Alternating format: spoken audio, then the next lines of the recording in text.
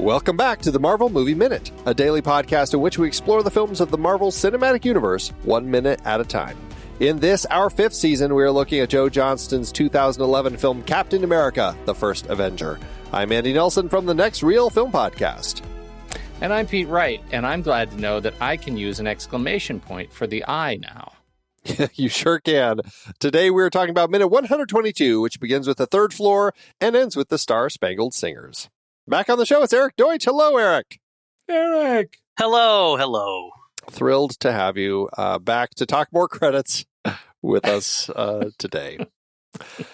This minute starts off with, we ended last week on method, and now we're looking at post-visualization, the third floor. Post-visualization. I was curious what that was. Do either of you know much about post-visualization? I'm going to say no. I mean, I can make a bad guess, but that's the best I could do. I should say none of my projects required, Andy. So what it is, it's they basically work with companies who are doing like all of the different visual effects and stuff to kind of create a system so all the different places can kind of work together to help you visualize all the different stages of it. So they help you with the storyboards in the post-production, or like the specific effects storyboards in the post-production, and work with the different companies through the whole thing. And they really start in pre-production and go all the way through post. But specifically, they really help the creative people, especially those people who, this is one of the complaints of the visual effects workers, that these directors come in and they keep changing their ideas. What the third floor does is they try to help you visualize it as specifically as possible every stage along the way to help everybody else understand what you're trying to do. Does that make sense? Yeah, it seems like a useful function. Yeah, right. I don't really know what else to say about what they do. Good for them. But it's funny because it seems like an important group that in the credits, they only get the company name credited. And I guess, I don't know. Yeah. I guess I'm curious, like with things like that, I feel like, why is this a company that only gets the company name and doesn't get 30 credits of people who are involved in it? And I guess, I don't know. I don't understand the logistics of post-house contracts, perhaps. Maybe that's where we're sitting. Like, why don't they get to have any names on it? So. Right, because like when we're talking about this, is it the third floor and there's a team of 50 people working on this, or is it a team of like 3 guys with laptops? Right. Yeah, I don't know. But it is important. And I do wonder, like, I know when I see, behind the scenes featurettes, I'm thinking of stuff unrelated to this, but stuff like, I remember in The Lord of the Rings when Peter Jackson was working on the post-visualization for, I think specifically the scene I remember on the special features was when all of the goblins when they're in the mines of Moria and all the goblins are coming in and there's the big cave troll and stuff. And Peter Jackson was essentially wearing an Oculus and walking around in a stage, but he could see the set and the space and stuff so that he knew how to position the cameras for the effects and things. And that's what post-visualization is doing. It's the real-time green screen, like the real-time set stuff. They're involved in any of it. Like anything from the storyboards all the way through to the end. Like they're helping you come up with, visualize essentially what it is you're trying to do. Yeah. And again, why are no names on here? Just the company. Yeah, I don't know. That's really interesting. We did a huge thing, back when I was on television news, we had first started exploring virtual sets, and they were setting us up with very rudimentary type, tethered moving cameras, so you could see what the TV would see. But we never had Oculus headsets. That was not a thing. Didn't quite get that far. No, we never got that far. Can you imagine? What a dream. Crazy. Okay, so that leads us to cyberscanning. Cyberscanning by 4D Max. I don't even know what cyberscanning is. Is that when is that what they're talking about when they talk about making like a digital double? Are those the cyber scanners? That's exactly what it is. They scan people. They do full body scans. They will scan. It says they do character scanning, and I don't know what that means. Like, do you give them like a visual, like a file of like a digital character that you've created, and they can scan it and then manipulate it to tie into like what the body is doing? I don't know. So cool. And they also do props and stuff. So I don't know. I don't know specifically what they did for this film, but wouldn't be surprised if, as related to props, there's a particular shield that gets thrown around a lot. I wouldn't be surprised if they were involved in some of that. Interesting. Yeah. And then, of course, 3D conversion by Stereo D. Eric, Pete and I just talked about Jaws 3D over on the next reel as our member bonus episode. That was too loud. Yes. Was too loud. Hey, you, Pete, are saying that? That is like one of you said that is your new favorite movie of all time. I love it. Yeah, I love that That's what I mean. Stop laughing. I watched that on HBO as a kid, so that means I was watched not in 3D. Right. And it was fun clearly noticing what scenes I was supposed to be seeing in 3D, like the arm floating in the water. When you're just watching it, though, on a TV on HBO, you're like, yeah, without the 3D, this isn't really an exciting shot. It's not really doing it. Not really doing it. It's so funny, though. Are you generally a fan of 3D? Well, I mean, here's a question. Do you remember the first 3D movie you saw? I have only seen 3 movies in 3D in a movie theater in my entire life. Wow. Okay. What? It's not that big of a deal to me. I saw when I was in high school. I saw Freddy's Dead: The Final Nightmare. Okay. Yep. Do you think that's a reason that you don't see more 3D movies? And I remember they passed out the glasses, and they were like, "There's a point in the movie when the main character is going to put glasses on.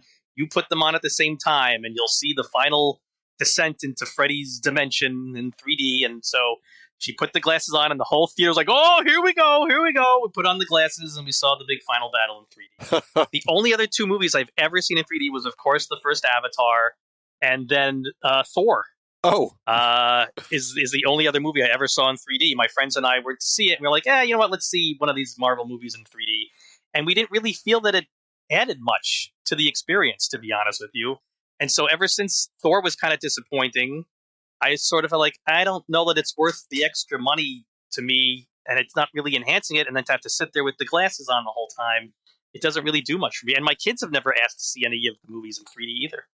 Did you feel that way with Avatar? Because I think there's the difference there is like that one was filmed specifically for 3D. Where that's the Thor difference. And so many other films, they were these post-conversion because, the theaters had 3D and hey, might as well fill it. Yeah, no, Avatar was clearly impressive. And not impressive enough that I'm going to be interested in seeing the sequels, but it certainly was a technical achievement. Well, and I guess that's the thing is, and this is my problem with 3D, is it should be treated as something that's special for special movies where it makes sense. It shouldn't be this thing that ends up being just a post-conversion thing that just gets slapped onto far too many things. And I mean, to be honest, the short things that I've seen in 3D are impressive, and those are specifically made for 3D, like the stuff at Disney World that were the short things you go into that are like 10, 20 minutes long. Muppet Vision 3D. Yeah, Muppet Vision 3D. That was very good, but that was made for 3D. Right. At Madame Tussauds here in New York, they had a Marvel like 10, 15-minute thing that was specifically in 3D that was very good. At the New York Aquarium, they have, the sort of sciencey things that, sharks or something like that, specifically meant for those things are very good in 3D. But again, those were specifically made to be seen in 3D. I think that's the issue. This was a post-conversion process. Interestingly, this company also got 250 credits, just like in yesterday's minute, the lead vendor for visual effects Double Negative. So 3D takes a lot of people, I guess, to go through shot by shot. And that's why you have so many roto artists on this who are cutting all these people out. And essentially, I like to think of 3D like what they do with movies is essentially turn them into viewfinders, because viewfinders, it's all these little cutout things that look like it creates that 3D effect for you, and I feel like that's essentially what they're doing with movies, is just making a whole bunch of layers that are supposed to be a kind of a 3D effect. And Pete's friend Trey Cotton is one of the people here in the 3D conversion. Thank you for mentioning Trey. I'll be very, very happy.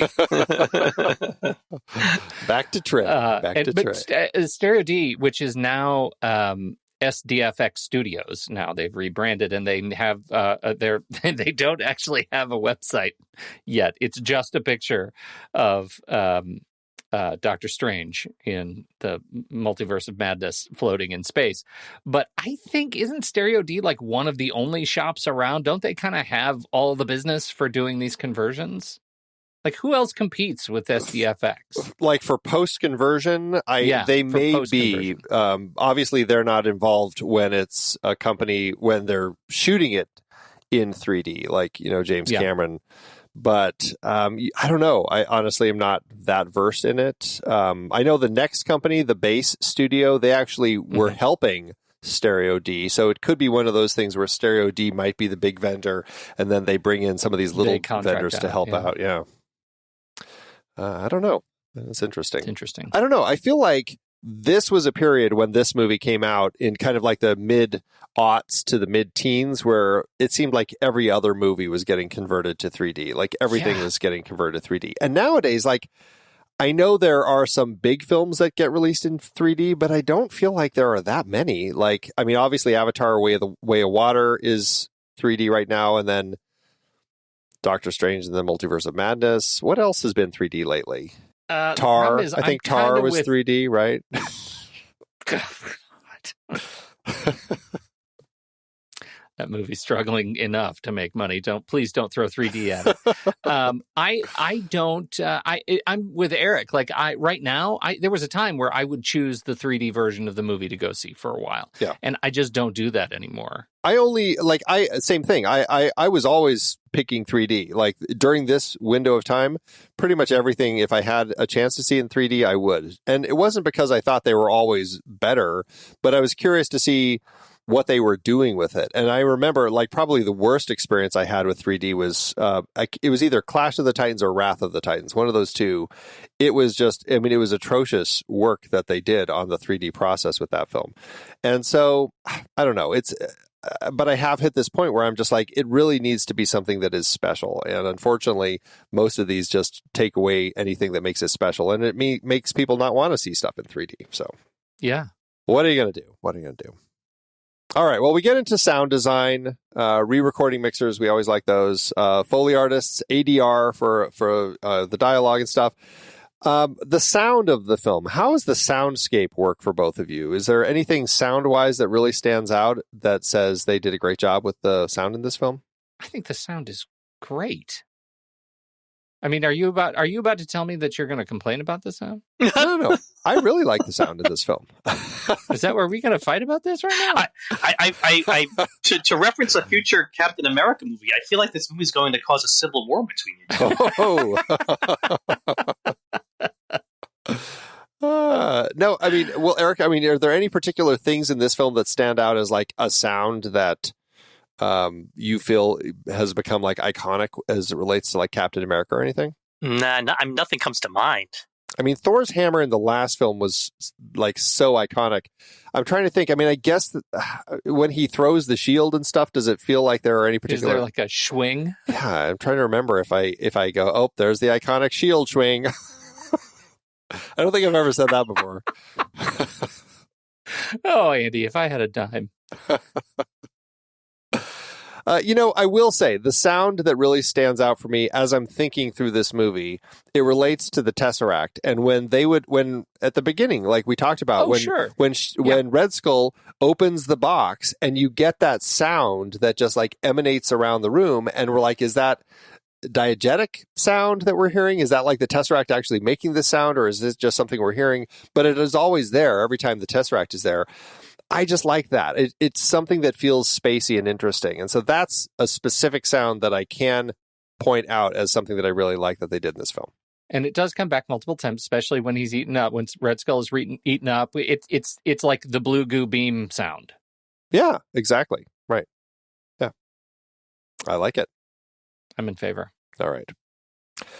Well, we go from them to the music and Alan Silvestri and his whole team of the people who are working, orchestrating the music, recording, mixing, producing, all of that sort of stuff. Are you a fan of this score, Eric? Yes, I am.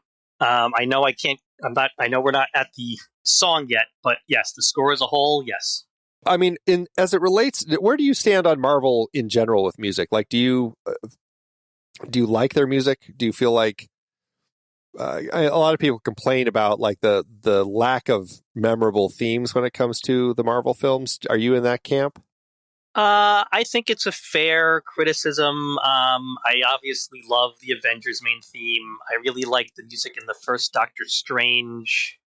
I've liked the music in the Spider-Man movies, but yeah, on the whole, I don't find it too memorable. The MCU as a whole musically. And so, I mean, because Alan Silvestri, like, I like the music in this film. I also at the same time feel like, well, it's kind of the main theme that I like, because I can recognize the main theme as it relates to Captain America. And I like that it's something that is kind of consistently played through later films when Captain America comes up. And so I guess that's the thing that makes this one stand out as something that has that memorable moment. But otherwise, I think about the rest of the score, and as much as I love Alan Silvestri, I also can't think of any other themes in the movie.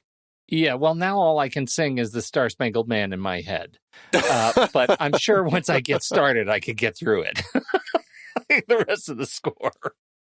It's just the dun dun dun dun dun. Oh yeah. Like yeah. That to me is the score to Captain America, and I don't know if that's fair because obviously there's a lot of other notes that he wrote for the film. I just get stuck on that, and I'm just like, and same thing with the Avengers. I'll be curious to kind of go through that again and see what I think of Alan Silvestri, because I love Alan Silvestri as a composer. Yeah, I love him too. It's interesting that other than this, he only did the team movie. This is the only solo MCU movie that he did. Otherwise, then he just did the 4 Avengers movies. So I wonder, why did he not come back for the Winter Soldier, or why did he not come back for any of the other solo outings? Yeah. I'm not really sure. I get frustrated with Marvel in that capacity. Like, I would love some consistency with some music. I mean, I think so often the musical theme for a particular character can so easily bring that person back, like Captain America's theme in this film. Every time you hear it in whatever film it happens to be, you hear that and you go, oh, that's Captain America, because the theme plays with him. And I feel like if if they were more consistent with their composers, they could have some more consistent themes built across the whole thing. But I guess that's just how I like my film music. But, yeah. Oh well. That's how you like your film music. That's how I like it, baby. All right. Well, we go into digital intermediate. Do either of you know what a digital intermediate is? This is part of the processing pipeline, like between effects and film. Not necessarily between effects and film, but it's really the place where they're doing a lot of the color change. I feel like the digital intermediate became really big around 2000, and the film that I always think about with it is "Oh Brother, Where Art Thou?" And that was the first time that a whole film was done with a digital intermediate, where they basically recolored the entire film, and they in a very specific way. And so I think that's what I think of when I think of digital intermediate, is the place where they can go in and really start doing a lot of more specific manipulations with everything. Yeah. So this is where we get the credits for our digital intermediate company by eFilm, and main titles by Rocket Studios. Pete, there's your exclamation point. Yes, I'm very excited about that. I am changing my name to include an exclamation point upside down. Well, you've got it. You can do it in your last name. That's what I mean. Yeah, that's where it will be. I was gonna say you could add a I to somewhere else in one of your names, but it may not. I'm just going to change the T. Piet. Yes, Rocket, and I don't know how to write their domain name in the web browser. Do they use an upside down exclamation point? Well, they're you can't find them anymore anyway because now they're Method. That's right, their Method. Yeah. Okay. Were they bought? Did they go out of business or did they merge? Following along our conversation yesterday. Gosh, I feel like we talked about that also when we did Art of the Title, looking at the propaganda bits. I cannot remember specifically, but interesting. Yeah, I don't know. I don't know. And thankfully, but see, here's an interesting thing. End Titles by Scarlet Letters, which is an admirably good name. Oh, absolutely. And I feel like that is a name that I see on pretty much every movie. Yeah. I don't know. If you wanted to get into the movie industry and then you realized, my calling is end credits. Well, there's Saul Bass, and I guess there's everyone else, right? I'm not putting them down. I mean, obviously, it's a lot of names. It's a lot of stuff that has to get spelled right. It's figuring out the order. Far be it from me to complain about what has to go into the credits in a particular film. But yeah, I'm looking at Scarlet Letter right now. In 2022, they probably did 40 different movies. So yeah, they're busy, I guess. Yeesh. Crazy. Yeah. 40 movies. That's a lot. All right. Well, at the very end of this minute, we do start the songs. Do you two want to talk about Star Spangled Man now, or do you want to talk about Star Spangled Man tomorrow? I love this song. We may as well talk about it now. Okay, here it comes. This song, I love it. I loved it the first time I saw the movie. It's an earworm that gets stuck in my head. I absolutely love this song. If you had been asked to pick some minutes earlier in this film, would they have involved the musical? There's a legitimate chance. There is a legitimate chance. I might have gone for that. Okay. I can imagine having some good conversations with you about it. I'll tell you, it's an earworm. Pete and I were singing this song for weeks. And it'll be weeks from right now. We will continue to sing it. Absolutely. No, the lyrics are great. The tune is incredibly catchy. I was just singing it in the car. My wife and I were driving, and I was singing it without realizing I was singing it. And then I couldn't figure out what I was singing. And I'm like, what is this that I'm humming? Because it's as we're recording this, it's the holiday season, so I constantly have Christmas songs in my head, and I'm like, my brain was like, it's a Christmas song. And I was trying to figure out what it was, and then I'm so like, oh my god, I'm singing Star Spangled Man again. Yeah, it happens. I mean, if you were listening to a Sirius XM channel that was 1940s music, and this song came on and you'd never heard it before, you wouldn't think that it wasn't a song from the 1940s. Not even a little bit. You wouldn't think it was a song from from the last 10 years. Yeah.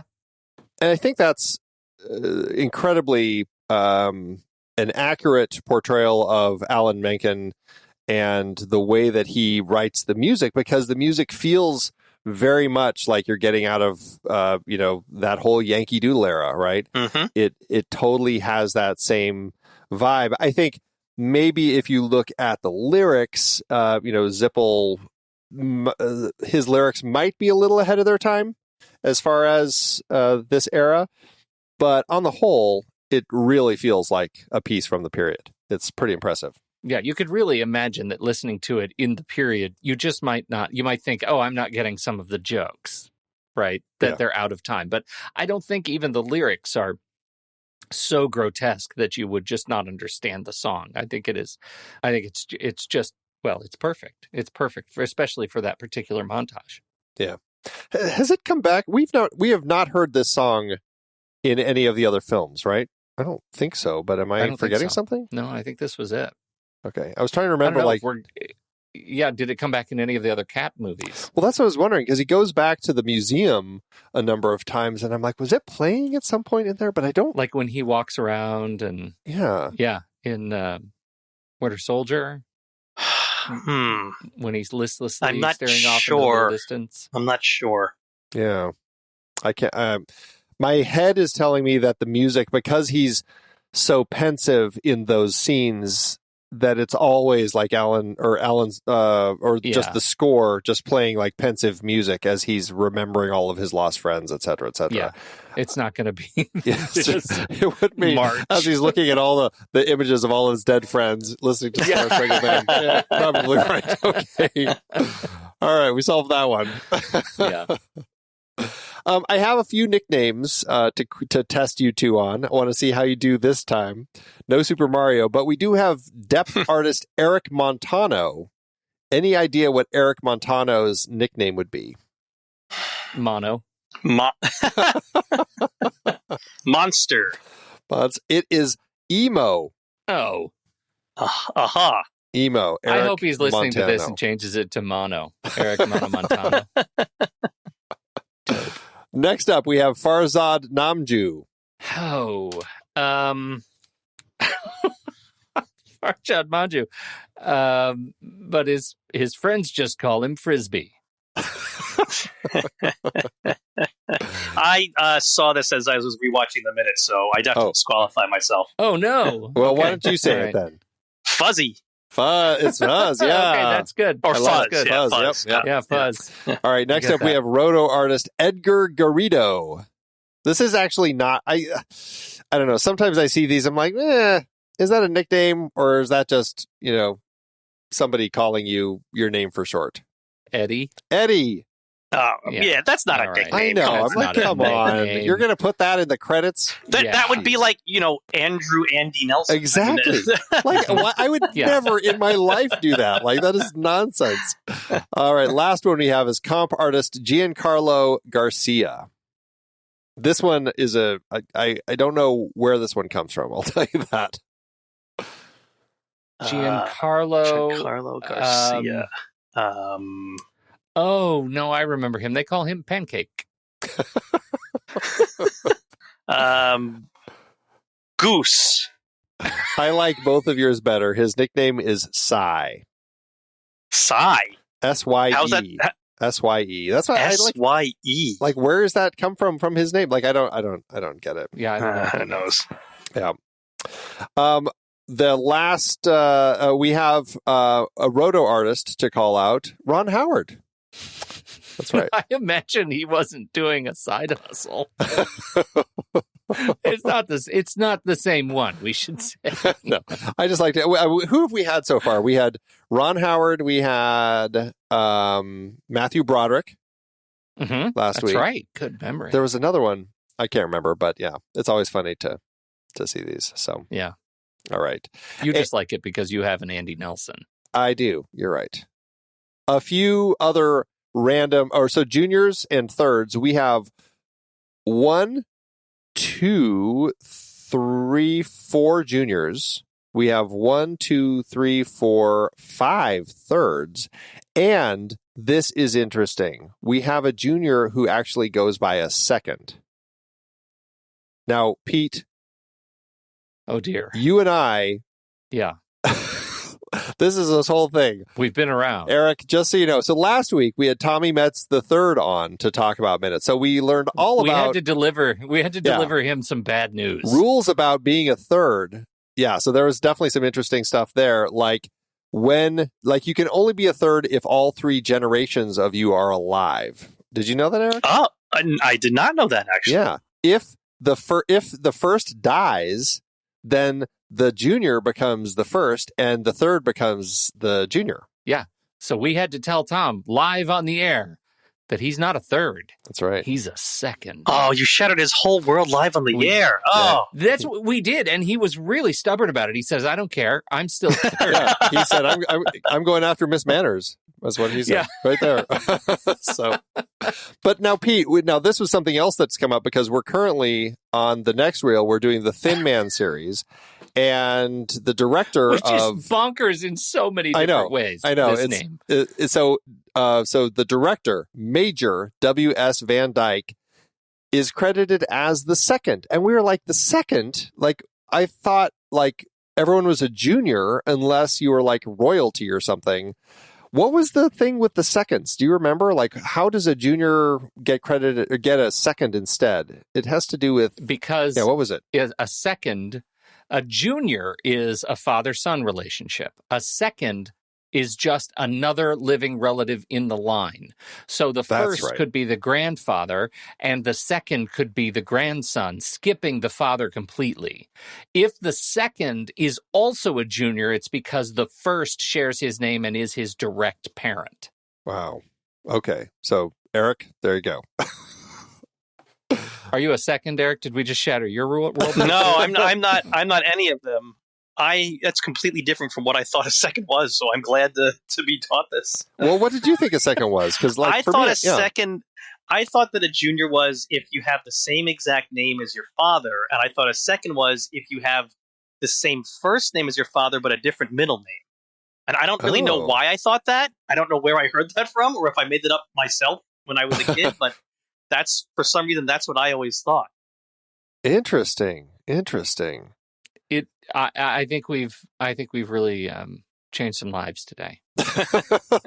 If there's one thing we're aiming to do with our minutes of credits, it's change lives. So we have succeeded.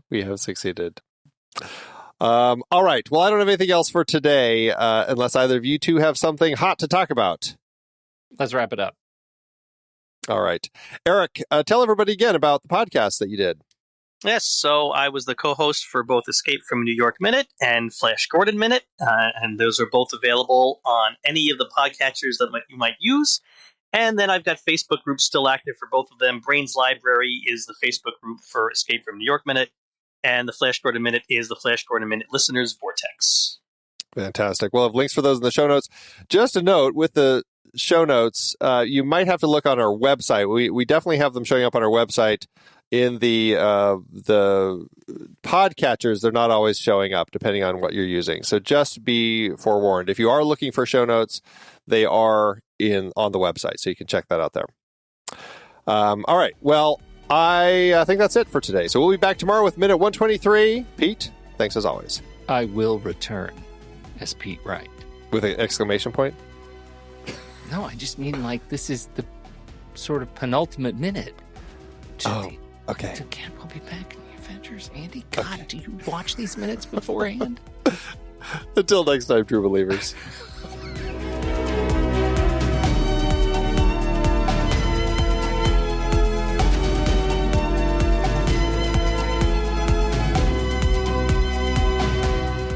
Marvel Movie Minute is a production of True Story FM. Engineering by Andy Nelson. This season's music is Spread the News by Anthony Vega. And this season's show art is by Winston Yabo. Find the show at truestory.fm, and if your podcast app allows ratings and reviews, consider doing that for this show.